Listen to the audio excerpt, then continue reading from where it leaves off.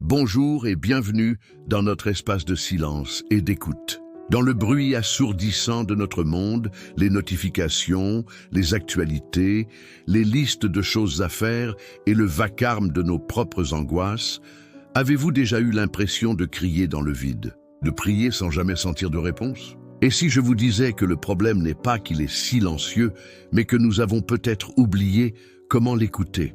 Et si, en cet instant précis, au milieu de votre journée, Jésus voulait vous parler maintenant? Ce message est une invitation à apprendre à reconnaître sa voix.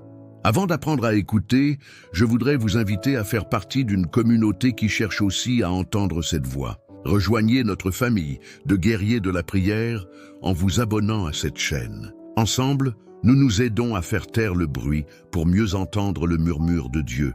Et si vous pensez que ce message peut être une réponse pour quelqu'un, accomplissez cet acte missionnaire simple mais si important, laissez un j'aime. Votre geste peut aider cette vidéo à atteindre une personne qui se sent seule et qui croit que Dieu l'a oublié. Montrons-lui qu'il cherche à lui parler. Pour commencer notre écoute, je vous invite à écrire cette prière simple dans les commentaires. Jésus, je veux t'entendre. Que ce soit le désir sincère de notre cœur. Et restez avec moi jusqu'à la fin de cette méditation, car je partagerai une clé pratique pour apprendre à reconnaître sa voix au milieu du bruit de votre vie. Pourquoi est-ce si difficile d'entendre Dieu? Imaginez que vous essayez de trouver une station de radio spécifique. Vous savez que les ondes sont partout autour de vous, invisibles. Mais pour entendre la musique, vous avez besoin de deux choses. Un récepteur, une radio, et de le régler sur la bonne fréquence. Si votre radio est réglée sur une fréquence pleine de grésillements, vous n'entendrez rien, même si la plus belle des symphonies est en train d'être diffusée. Notre cœur est le récepteur. Et le bruit du monde, nos soucis, nos peurs, sont les grésillements qui couvrent la fréquence de Dieu. La première étape pour entendre Dieu n'est donc pas de lui demander de crier plus fort, mais d'apprendre à baisser le volume du bruit. La Bible est remplie d'histoires de personnes qui ont dû apprendre à reconnaître la voix de Dieu. L'une des plus tendres est celle du jeune Samuel. Il vivait dans le temple, servant le prêtre Élie. Une nuit, alors que tout était calme, il a entendu une voix l'appeler « Samuel !» Samuel ne connaissait pas encore personnellement la voix de l'Éternel. Son premier réflexe a été de penser que c'était un homme, Élie, qui l'appelait. Il a donc couru vers lui et a dit « Me voici, car tu m'as appelé. » Mais Élie lui a répondu « Je n'ai point appelé, retourne te coucher. » Cela s'est produit une deuxième fois. Samuel entend la voix, court vers Élie et reçoit la même réponse. Imaginez la confusion de ce jeune garçon. Il est certain d'avoir entendu quelque chose, mais la source qu'il pense être la bonne le nie. N'est-ce pas souvent notre expérience? Nous ressentons une conviction dans notre cœur, une idée qui ne semble pas venir de nous. Mais nous nous tournons vers la logique du monde, ou vers nos propres doutes, et nous nous disons « Non, ce n'est rien, c'est juste mon imagination ». Nous retournons nous coucher dans notre routine. Mais Dieu est patient. Il a appelé Samuel une troisième fois. Et c'est là que le vieux prêtre Élie a enfin compris. Il n'a pas entendu la voix lui-même, mais il a reconnu le mode opératoire de Dieu. Il a alors donné à Samuel l'instruction la plus importante de sa vie. Il lui a dit « Va, couche-toi, et si l'on t'appelle, tu diras « Parle, Éternel, car ton serviteur écoute ». Il lui a appris à changer de posture. Au lieu de courir chercher une source humaine, il devait s'arrêter, rester en silence et s'adresser à la source divine. Et c'est ce qui s'est passé. Dieu a appelé une quatrième fois et Samuel a répondu comme on le lui avait appris. Et c'est à ce moment-là que Dieu a commencé à lui parler et à lui révéler ses plans. Le dialogue a commencé. Cette histoire est notre histoire. Pour que Jésus nous parle, nous devons d'abord apprendre, comme Samuel, à reconnaître que c'est bien lui qui nous appelle. Nous devons apprendre à nous arrêter, à faire silence et à adopter une posture d'écoute. Mais comment Dieu parle-t-il aujourd'hui? Sonne-t-il à notre porte? Nous envoie-t-il un email? La Bible nous montre que ces méthodes, bien que souvent silencieuses, sont infiniment personnelles et créatives. Le premier et le plus important canal de communication de Dieu est sa parole, la Bible. Ce n'est pas un vieux livre poussiéreux. C'est une lettre d'amour vivante, écrite pour vous, personnellement. Quand vous recevez une lettre de quelqu'un que vous aimez, vous ne la lisez pas pour analyser la grammaire. Vous la lisez pour entendre la voix de cette personne, pour sentir son cœur. Nous devons lire la Bible avec cette même attente. Non pas pour y trouver des informations, mais pour y rencontrer une personne. La deuxième manière dont Dieu nous parle est par le murmure de son Saint-Esprit. L'histoire du prophète Élie est une illustration parfaite. Après une grande victoire, Élie est tombé dans une dépression profonde et s'est enfui dans le désert. Sur la montagne de Dieu, il a attendu une parole. Il y a eu un vent puissant, un tremblement de terre, un feu. Mais la Bible dit que l'Éternel n'était dans aucune de ces manifestations bruyantes. Puis, il y a eu un murmure doux et léger. Et c'est dans ce silence que Dieu lui a parlé. La voix de Dieu n'est pas un cri, c'est un murmure. Pour l'entendre, nous devons faire taire les tremblements de terre de nos vies agitées et les feux de nos passions. Comment savoir si ce murmure vient de Dieu et non de nos propres désirs? C'est simple. La voix de l'Esprit ne contredira jamais la voix de la parole. La Bible est le test ultime de toute conviction intérieure. La troisième manière dont Dieu nous parle est à travers la nature. Le psalmiste a écrit « Les cieux racontent la gloire de Dieu ». La création est le deuxième livre de Dieu.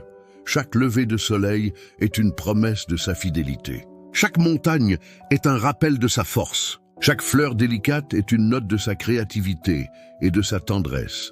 Imaginez un grand artiste. Vous pouvez apprendre à le connaître en étudiant ses œuvres. Son choix de couleurs, ses thèmes, la précision de ses traits vous révèle quelque chose de son caractère. De même, en prenant le temps de contempler la nature en silence, nous pouvons lire le caractère de notre Créateur et entendre sa voix nous parler de sa grandeur et de son amour.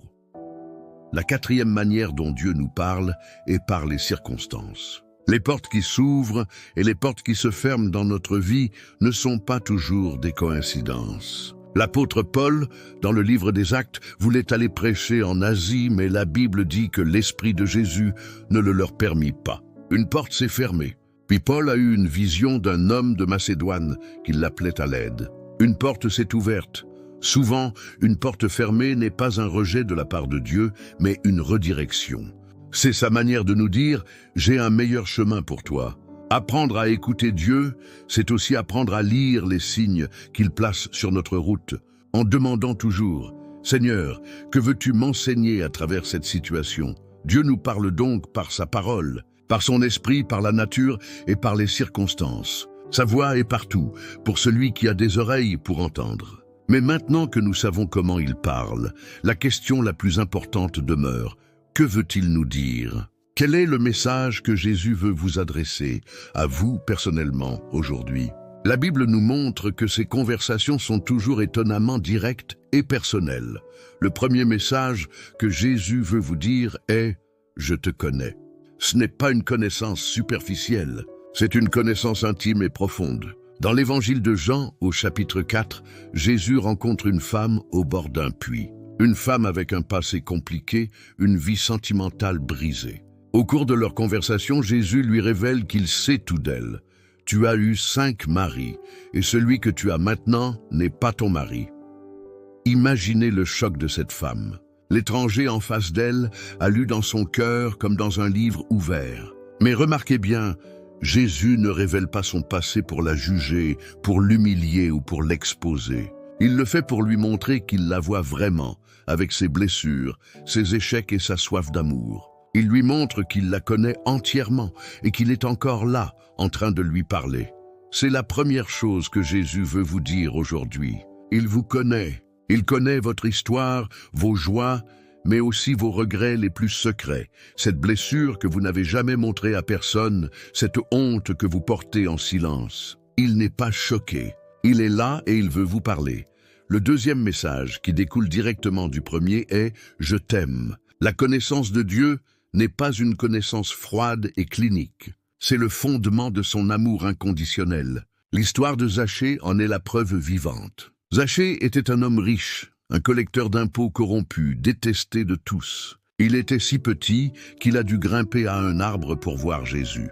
Jésus aurait pu l'ignorer. Mais il s'arrête, lève les yeux et l'appelle par son nom. « Zachée, hâte-toi de descendre, car il faut que je demeure aujourd'hui dans ta maison. » Jésus ne lui a pas dit « Change ta vie et ensuite je viendrai chez toi ». Il a dit « Je veux venir chez toi maintenant, tel que tu es ». C'est l'amour de Jésus qui a pris l'initiative. Et c'est cet amour qui a brisé le cœur de Zachée et l'a conduit à la repentance.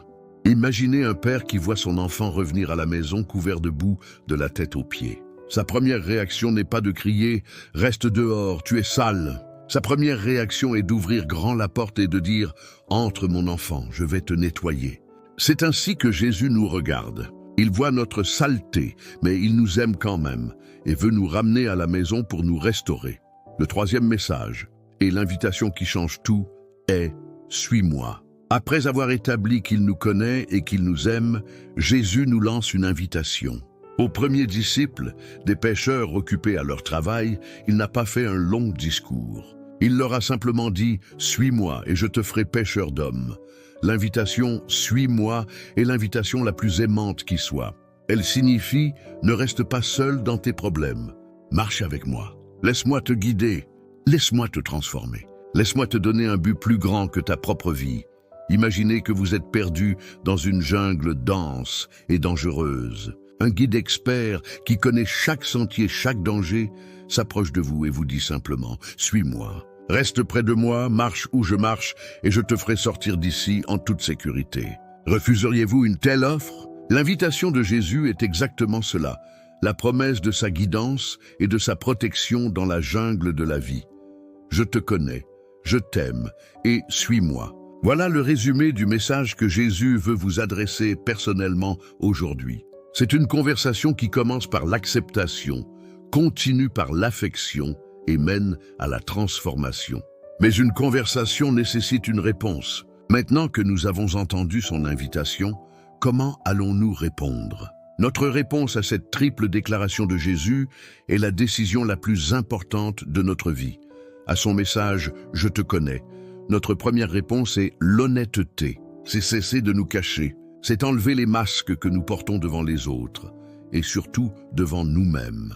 L'histoire du pharisien et du collecteur d'impôts priant dans le temple est une illustration parfaite. Le pharisien se tenait debout et priait en se vantant de sa propre justice. Il portait un masque de perfection. Le collecteur d'impôts, lui, se tenait à distance, n'osant même pas lever les yeux au ciel. Il se frappait la poitrine en disant « Ô Dieu, sois apaisé envers moi, qui suis un pécheur. Lequel des deux est rentré chez lui justifié ?» Le collecteur d'impôts. Pourquoi?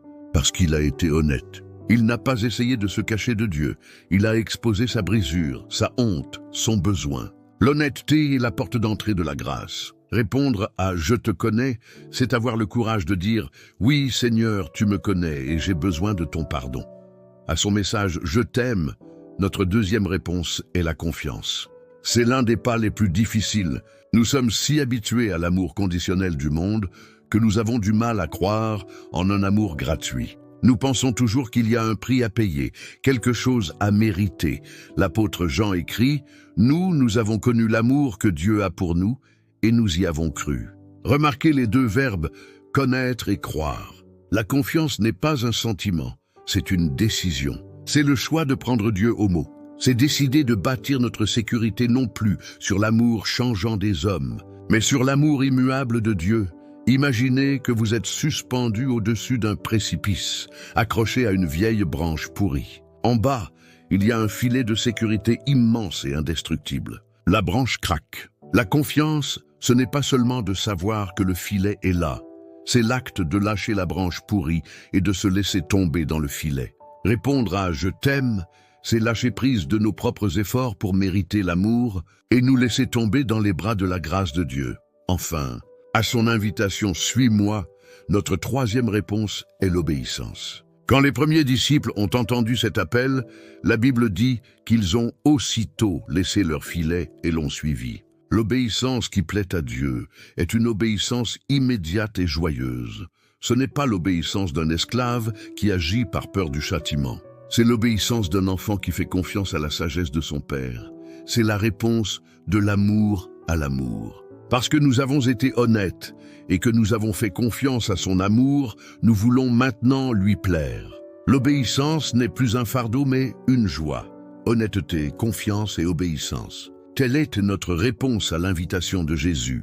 C'est ainsi que la conversation commence. Mais que se passe-t-il après que nous avons dit oui? Que se passe-t-il lorsque nous commençons à le suivre? Le chemin n'est pas toujours facile. La voix de Jésus n'est pas la seule que nous entendons. Comment continuer à écouter sa voix au milieu des doutes, des tentations et des épreuves qui ne manqueront pas de venir? Le premier secret pour maintenir la communication est de comprendre qu'écouter est une discipline, pas seulement une expérience. On ne peut pas vivre sa vie spirituelle en se basant uniquement sur des expériences émotionnelles fortes. C'est comme un mariage. Les jours de grande passion sont merveilleux, mais un mariage solide se construit sur l'engagement quotidien, la communication constante. Même les jours où l'on ne ressent rien de spécial, Jésus nous a donné l'exemple parfait. Les évangiles nous disent qu'il se levait souvent bien avant le jour pour aller dans un lieu désert et prier. Si Jésus, le Fils de Dieu, avait besoin de ces rendez-vous quotidiens avec son Père pour maintenir sa connexion, à combien plus forte raison en avons-nous besoin? La discipline d'un temps mis à part chaque jour pour lire sa parole et prier n'est pas du légalisme. C'est l'acte de régler notre récepteur sur la bonne fréquence avant que le bruit du monde ne commence. Le deuxième secret est d'apprendre à reconnaître sa voix dans l'épreuve. C'est souvent dans la tempête que sa voix devient la plus claire, si nous savons l'écouter. L'histoire des disciples dans la barque en pleine tempête, dans Matthieu 14, est une leçon profonde. Au milieu de la nuit, les vagues sont énormes, le vent est contraire. Ils sont terrifiés. Et que voient-ils? Jésus marchant sur les eaux. Leur première réaction est la peur. Ils crient « C'est un fantôme ». Ils ne le reconnaissent pas. Souvent, dans nos épreuves, Jésus s'approche de nous d'une manière inattendue. Et notre première réaction est la peur, car cela ne correspond pas à nos attentes. Mais Jésus leur parle immédiatement pour les rassurer. Et que dit-il? Rassurez-vous, c'est moi. N'ayez pas peur. C'est moi. C'est sa signature vocale. Au milieu du chaos de nos tempêtes, la première parole que Jésus veut nous dire est toujours « Ne regarde pas les vagues, regarde-moi, je suis là, n'aie pas peur ». Apprendre à écouter Jésus dans l'épreuve, c'est apprendre à chercher sa présence rassurante au-delà du bruit terrifiant des circonstances. Le troisième secret est d'obéir à ce que nous avons déjà entendu. Parfois, nous demandons à Dieu de nous parler, de nous donner une nouvelle direction, alors que nous n'avons même pas encore obéi à la dernière instruction qu'il nous a donnée.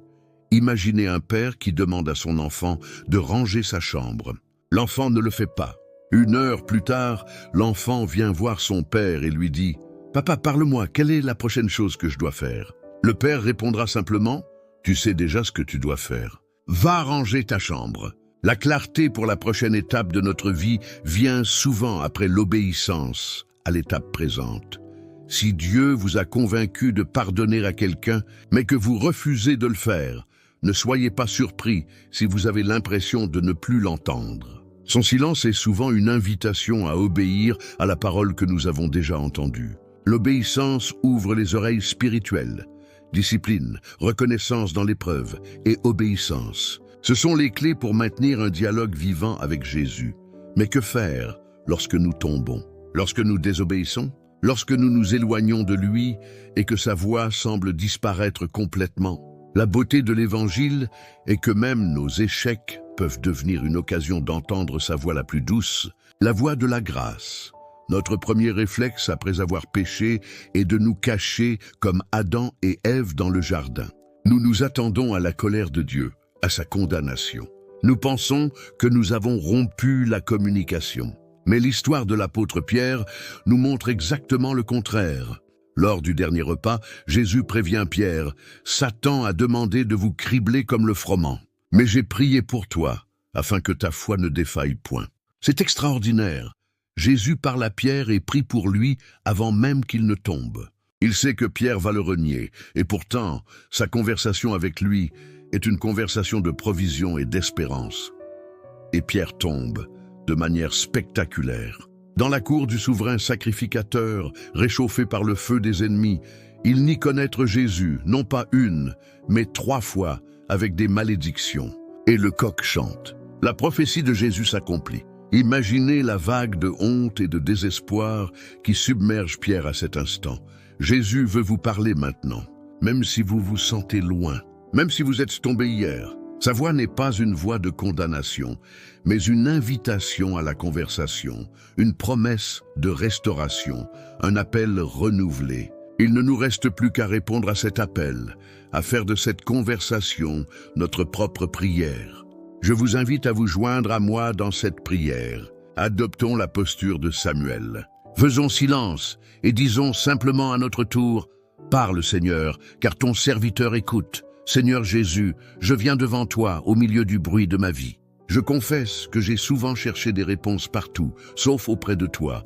J'ai écouté la voix de la peur, la voix du monde, la voix de mes propres doutes. Pardonne-moi, Seigneur, pour ma surdité spirituelle. Aujourd'hui, je veux t'entendre. Je choisis de baisser le volume du bruit et de régler le récepteur de mon cœur sur ta fréquence. Comme Samuel, je me tiens en silence devant toi et je dis « Parle, Seigneur, car ton serviteur, ta servante, écoute. Je reçois ta première parole. Je te connais. Merci de me voir, de me connaître entièrement. Je choisis l'honnêteté et je t'apporte mes blessures et mes échecs sans masque. Je reçois ta deuxième parole. Je t'aime. Je choisis de faire confiance à ton amour inconditionnel. Je lâche prise de mes efforts pour mériter ton affection et je me laisse tomber dans les bras de ta grâce et je reçois ton invitation. Suis-moi. Je dis oui, Seigneur. Je choisis l'obéissance qui naît de l'amour. Prends ma vie, guide mes pas, donne-moi un but qui te glorifie. Même quand je tombe, même quand je te renie, je crois que ton regard de grâce me cherche encore. Je reçois ton pardon, je reçois ta restauration. Je ne suis pas défini par mon échec, mais par ton appel. Parle-moi, Jésus, aujourd'hui et tous les jours de ma vie. Amen. Cette prière n'est pas une fin, c'est le début d'une conversation qui peut durer toute une vie. Au début de ce message, je vous ai promis une clé pratique pour apprendre à reconnaître sa voix au milieu du bruit. Voici cette clé. C'est une méthode simple que j'appelle le filtre des 3 voix. Chaque fois qu'une pensée forte ou une conviction vous vient, pour discerner si elle vient de Dieu, posez-lui ces 3 questions basées sur le caractère de Dieu. 1. Est-ce que cette voix est en accord avec la parole?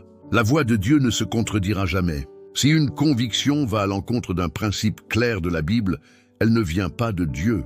La Bible est notre filtre de vérité.